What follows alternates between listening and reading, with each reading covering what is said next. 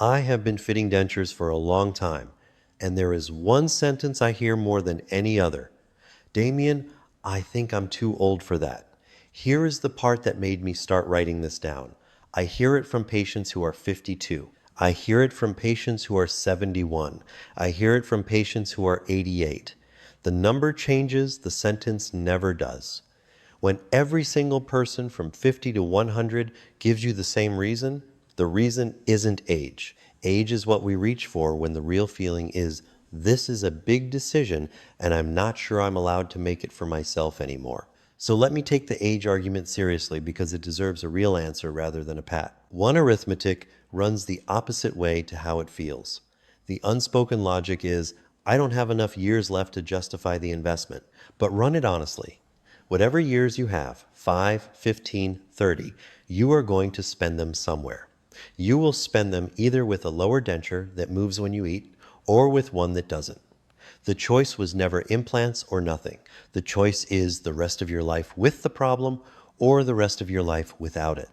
Framed that way, having fewer years left is an argument for acting sooner, not for waiting. Waiting doesn't preserve the option, it just spends the time. And there is a second thing people underestimate. The patients who get the most dramatic change from this are almost always the older ones, because they've lived with a loose denture the longest. When you've spent 15 years choosing what you can eat based on what your denture will tolerate, getting that back is not a small upgrade. You would not accept 1920s treatment for anything else. Here's the part I most want you to sit with. Let me be precise about the lower denture, because this is the part people get told wrong. A loose lower denture is not a denture problem. It's a problem of physics. An upper denture has suction, it seals against the roof of your mouth, and a well-made one genuinely stays put. A lower denture has no suction at all. There's nothing to seal against. It's a horseshoe sitting on a ridge, and it's surrounded on every side by muscle that is actively working against it. Your lip pushes it, your tongue lifts it, your cheeks move it. Every time you talk, chew, or swallow, 3 separate forces are trying to dislodge it, and nothing is holding it down but its own weight. No amount of skill in making that denture changes the physics. I can build you the best conventional lower denture I know how to make, and I will, and it is still a horseshoe balanced against muscle. That's the ceiling of the design, not the ceiling of the craftsmanship. And it's essentially the design we've had for over 100 years. Implants are the permanent answer to that specific problem because they change the physics rather than fighting it. Anchor the denture to the bone and the lip, tongue and cheeks stop mattering.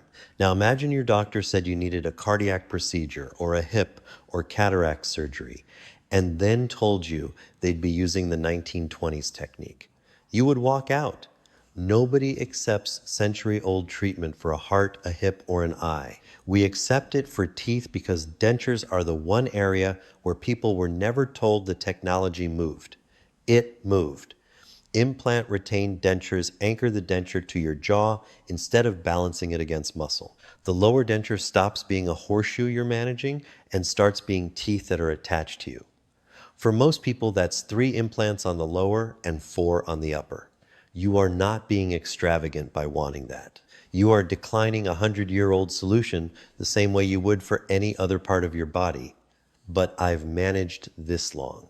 Most people who say this have managed by getting quietly smaller, skipping the steak, choosing the soft thing on the menu, sitting out the dinner, doing the mental arithmetic before every meal about whether the adhesive will hold.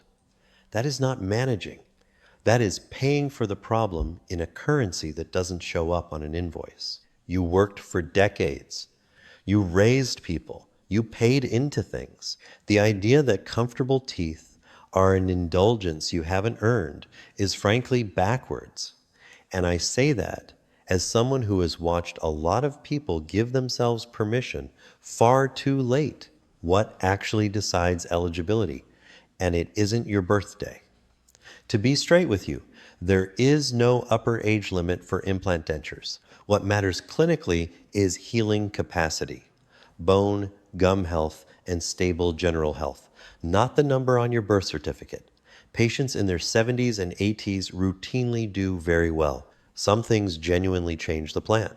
Uncontrolled diabetes, heavy smoking, certain bone medications, some cancer treatments. Those affect how we plan surgery, and occasionally whether it's advisable and they're worth a proper conversation rather than a guess.